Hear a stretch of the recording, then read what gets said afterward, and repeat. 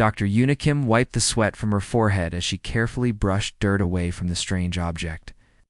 She had been working in the dig site for 3 weeks now, and this was the most interesting thing she had found. The object was about the size of a dinner plate, made of some kind of crystal that seemed to glow with its own light. "Una, you need to see this," called her assistant, Dr. Hannah Park, from across the excavation site. Hannah was holding a scanning device that was making strange beeping sounds. "The energy readings are going crazy. I have never seen anything like this before." Una stood up and walked over to where Hannah was working. The Kepler colony was a small research outpost on the edge of known space, home to only 847 people. Most of them were scientists like Una, who had come here to study the ancient ruins that covered this planet. The ruins were old, very old, but no one knew who had built them or why they had disappeared. "What kind of energy?" Una asked, looking at the scanner's display. The numbers were jumping around wildly, showing power levels that should not be possible for something that had been buried for thousands of years. "I do not know," Hannah replied, shaking her head. "The computer cannot identify it. It is like nothing in our databases." Colony Administrator Kyun-ho Lee came walking over to them. He was a tall man with gray hair who had been running the colony. For 5 years, he always looked worried about something, and today he looked more worried than usual. "Dr. Kim, I need to remind you about the rules," he said in a serious voice. "Any alien technology we find must be reported to Earth Command. Before we do anything with it, we cannot just start pushing buttons and see what happens." Una nodded, but she was not really listening. She was staring at the crystal object, which seemed to be getting brighter. There were symbols carved into its surface that looked familiar, but she could not remember where she had seen them before. "I think this might be some kind of communication device," she said slowly. "Look at these markings. They are the same symbols we found on the other ruins, but these are much clearer." Crystal was definitely getting brighter now. All 3 of them could see it glowing through the dirt. Una felt drawn to it, like it was calling to her. Had spent her whole life studying ancient civilizations, and this felt like the discovery of a lifetime. "Dr. Kim, step away from the artifact," Administrator Lee said firmly. "We need to follow proper procedure." But Una was already kneeling down next to the crystal. She reached out her hand, and the moment her fingers touched the surface, everything changed. The crystal exploded with light. A beam of pure energy shot up from the excavation site, through the colony's protective dome, and into the star-filled sky above. The light was so bright that people all over the colony could see it, even in the middle of the day. "What did you do?" Hina shouted over the humming sound that filled the air. Una tried to pull her hand away, but she could not move.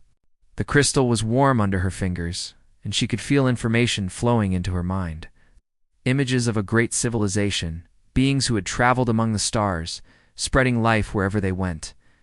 She saw their final days running from something terrible, hiding their greatest treasures before they disappeared forever. The beam of light lasted only 10 seconds. But Una knew it had been broadcast across the entire galaxy.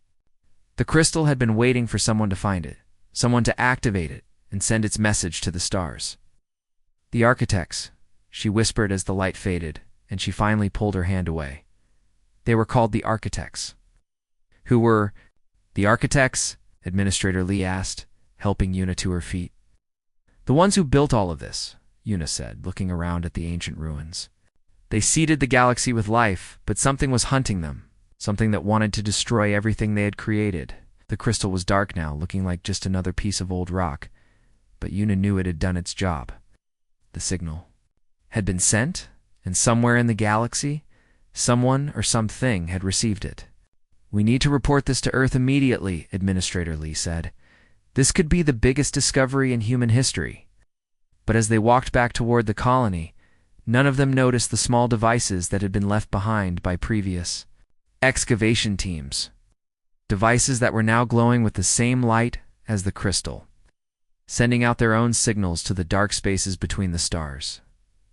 Far away, in the cold emptiness of space, ancient ships began to move. The Devourers had been searching for the architect's legacy for thousands of years, and now they knew exactly where to find it. The signal had not just announced humanity's discovery of the ruins, had announced the location of fresh prey. The hunt was about to begin. 3 days after the signal was sent, the first ships appeared in the sky above Kepler Colony. They were not like any ships the colonists had ever seen before. These vessels looked alive, with curved surfaces that pulsed, like a heartbeat, and long tentacles that moved through space like they were swimming through water. Hunchoy was the first to spot them. He was the colony's chief of security, and he had been watching the sky ever since Dr. Kim's discovery. Something about the whole situation made him nervous, and now he knew why. "Alert, alert," he shouted into his radio. "Unknown ships approaching the colony, all security teams to stations." The colony's automated defense system came online immediately. Large guns rose from hidden positions around the settlement, their targeting computers locking onto the strange vessels.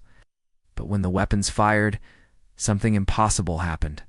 The energy beams hit the ships and were absorbed completely, like water soaking into a sponge. "The weapons are not working," Daehan reported to Administrator Lee. "The ships are absorbing our energy blasts." From the communication center, technician Minho Song was trying to contact the approaching vessels. "Unknown ships, this is Kepler Colony. Please identify yourselves. We are a peaceful research station." There was no response. The ships simply continued their approach, growing larger and more terrifying as they got closer.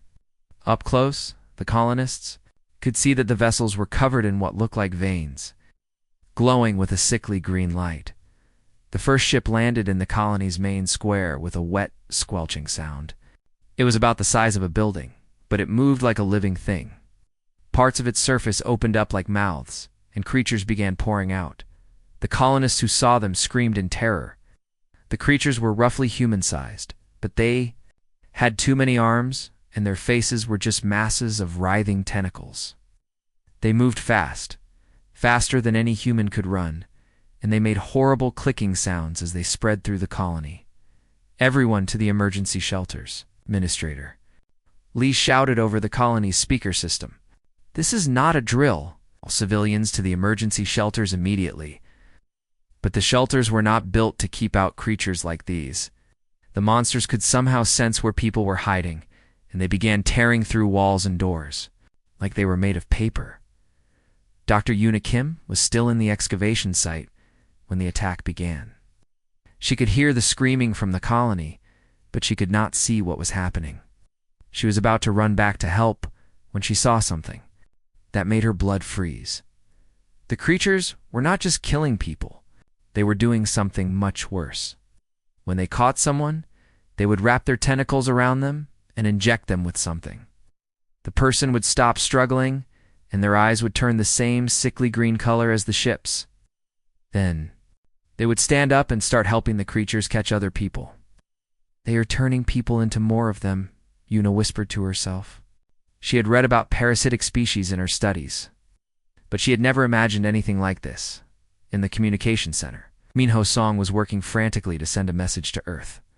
The quantum relay was still working, but the creatures were jamming all other communications. It may be minutes before they found him. "Emergency transmission to Solar Defense Council."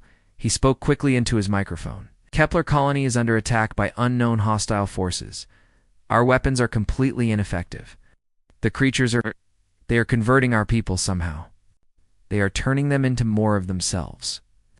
An explosion rocked the building as the creatures broke through the main entrance.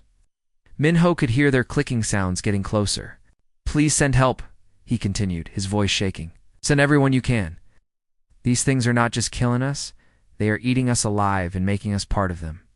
We cannot stop them. Cannot." The door to the communication center burst open. Minho had just enough time to hit the transmission button before the creatures reached him. His final scream was cut short as the signal went out across space toward Earth. Dr. Yuna Kim and engineer Jiwon Park managed to escape into the colony's maintenance tunnels beneath the main buildings. They could hear the sounds of the attack above them, the screaming, the clicking of the creatures, and the wet sounds of the ships moving through the settlement. "How many people made it out?" Jiwon asked as they crawled through the narrow tunnels. "I do not know," Yuna replied. "Maybe 15 or 20. Most of the colony is gone." They found other survivors in the deepest parts of the tunnel system. Administrator Lee was there, along with a few other colonists who had been lucky enough to reach the tunnels before the creatures found them. "The signal I sent," Eunice said quietly. "This is my fault. I called them here." "No," Lee replied. "Could not have known. But now we have to survive long enough for Earth to send help." Above them, the creatures continued their work. The colony that had been home to 847 people was being transformed into something else entirely. The ships were growing, feeding on the converted colonists and the planet's resources. What had been a peaceful research station was becoming a breeding ground for nightmares. In the tunnels, 17 survivors waited in the darkness, hoping that someone on Earth had received their desperate message. Admiral Seungmin Kim stood in the emergency meeting room on Earth, watching the recorded message from Kepler Colony play for the third time. The transmission was short, only 47 seconds long, but those 47 seconds had changed everything.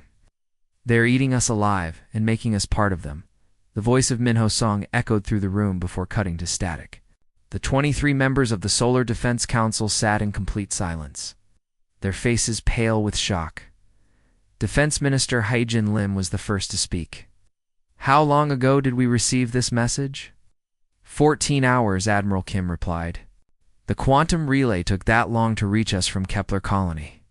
For all we know, everyone there is already dead." "Or worse," added Dr. Sung-Ho Park, the Council's expert on alien biology. "If these creatures can convert humans into more of themselves, then death might be the better option." Admiral Kim had been preparing for this moment his entire career. He had fought in 3 previous alien conflicts, each time learning more about how humanity's enemies operated. But this was different. This was not just an attack on a single colony. This was a threat to the entire human race. "What do we know about these attackers?" Minister Lim asked. "Based on the transmission, they appear to be biological entities," Dr. Park explained. "They can absorb energy weapons, they move quickly, and they have the ability to convert other life forms into more of themselves. This matches the theoretical profiles we developed for what we call Devourer-class threats." The room fell silent again. Everyone present had read the classified reports about Devourer-class aliens. They were the nightmare scenario that kept defense. "Planners awake at night. They found us," whispered Council Member Jin-A Lee. "After all these years of wondering if we were alone in the universe, something found us first." Admiral Kim walked to the front of the room and activated the wall display. It showed a map of known space, with Kepler Colony marked as a red dot on the outer edge. "Kepler Colony sent out an alien signal 3 days ago," he said. "We believe this signal attracted these creatures. If they can track signals across space, then they probably know the location of Earth as well." The implications hit everyone at once. This was not just about saving the colonists on Kepler. This was about survival of the human species. "Options?" Minister Lim asked. "We have 2 choices," Admiral Kim replied. "We can abandon Kepler Colony and focus on defending Earth, or we can activate Protocol Omega." Protocol Omega was humanity's ultimate military response. It had been developed after the first alien contact 20 years ago, when hostile beings had attacked a mining station near Jupiter. The protocol called for total mobilization of all human military forces, with one simple goal: complete elimination of the threat.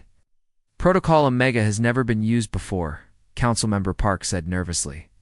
"The weapons we would deploy, some of them violate interstellar treaties."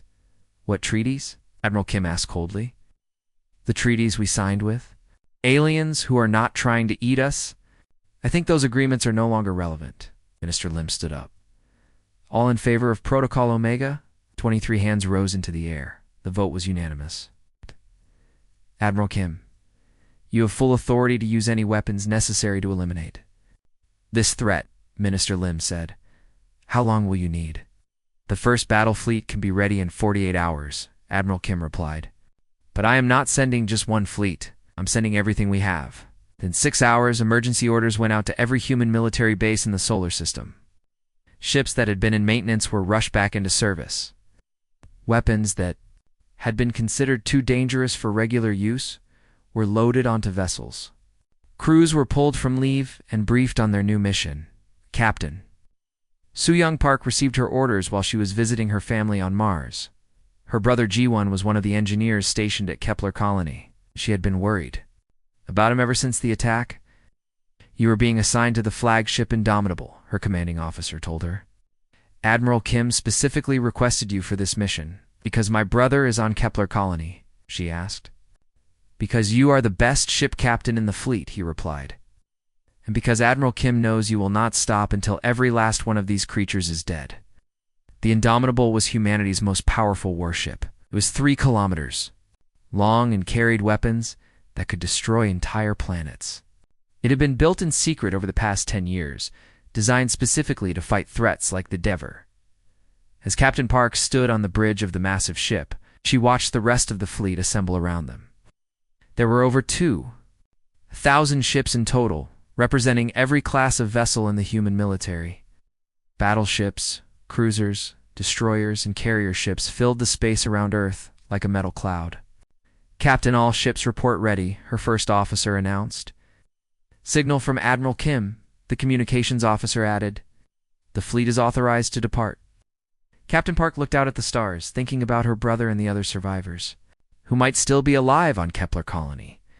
The creatures that had attacked them thought they were hunting helpless prey. They had no idea what they had awakened. "All ships, prepare for jump to hyperspace," she announced. "We are not going to Kepler Colony to rescue our people. We are going there to send a message that will be heard across the galaxy." The fleet disappeared into hyperspace, carrying with it the full fury of an entire species that had just learned. It was not alone in the universe. The human fleet dropped out of hyperspace at the edge of the Kepler system. What they saw made even the most experienced officers sick to their stomachs. The planet that had once been home to a peaceful research colony was now covered in massive, pulsing growths that reached up into the atmosphere like giant fingers. Admiral Sungmin Kim stood on the bridge of the Indomitable, watching the horror. Through the main view screen, where the colony's buildings had once stood, there were now organic structures that looked like they were breathing. The entire planet seemed to be alive, and it was growing. "Scanning the surface now," reported Lieutenant Min Soo Kim, the ship's science officer. "Sir, the life signs are ... wrong. There are thousands of them, but they are not human anymore." Captain Soo-young Park moved to stand beside the Admiral. Through her binoculars, she could see movement on the planet's surface. Things that might have once been human were moving between the organic structures, but they moved wrong, like puppets being controlled by someone else. "Are there any survivors?" she asked quietly. "We are detecting 17 human life signs in the underground areas," Lieutenant Kim replied. "They appear to be uninfected, but barely alive." The Devourer ships were still there, dozens of them now, much larger than they had been when they first arrived. They had been feeding on the planet and its people, growing stronger and more numerous. Some of them were as big as small cities. Admiral called the communications officer. "We are receiving a transmission from the planet. It is using human voices." The speakers crackled to life, and the bridge crew heard something that made their blood run cold. It was the voice of Administrator Kun-ho Lee, but it was different somehow, hollow and emotionless. "Human fleet, you are not welcome here," the voice said. "This world belongs to us now. Your people have become part of something greater. Join us, and you will understand." Admiral Kim's face went hard as stone. "Cut the transmission," he ordered. "All ships, this is Admiral Kim. Weapons free. No survivors." The battle that followed was unlike anything in human history. The Devourer ships rose from the planet's surface like a swarm of insects, their organic hulls pulsing with the same sickly green light. There were hundreds of them, and they moved with a coordination that spoke of a single controlling intelligence. But the humans were ready. For 20 years, they had been preparing for this exact scenario. Their ships moved with perfect precision, controlled by advanced artificial intelligence that could process battlefield information faster than any biological mind. "Target the largest ship," Admiral Kim ordered. "Fire quantum disruption cannons." The Indomitable's main weapons charged with a sound like thunder. Beams of pure energy lanced out across space, hitting the lead Devourer ship, but instead of being absorbed, like the colony's weapons had been. These beams tore through the organic hull like it was paper. The alien ship tried to adapt, its surface changing to resist the attack, but it was too late.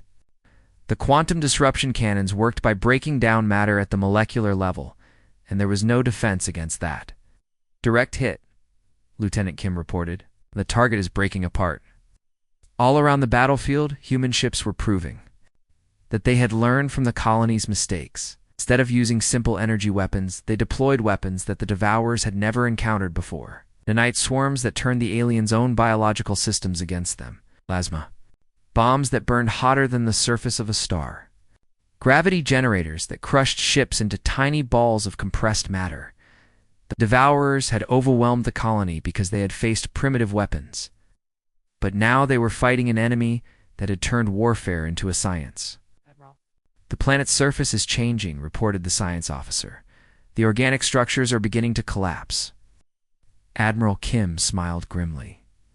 "Good. That means we are hurting them." Captain Park was leading the assault on the smaller Devourer ships when she received permission to take a landing party to the planet's surface. Her brother was down there somewhere, and she was going to find him. The shuttle dropped through the planet's atmosphere, which was now filled with spores and other biological matter from the dying alien structures. Captain Park and her team wore full environmental suits as they made their way through the ruins of the colony. "Life signs are coming from beneath the main administration building," reported Sergeant Dongwoo Kim, the team's medic. About 30 meters down, they found the entrance to the maintenance tunnels and began their descent.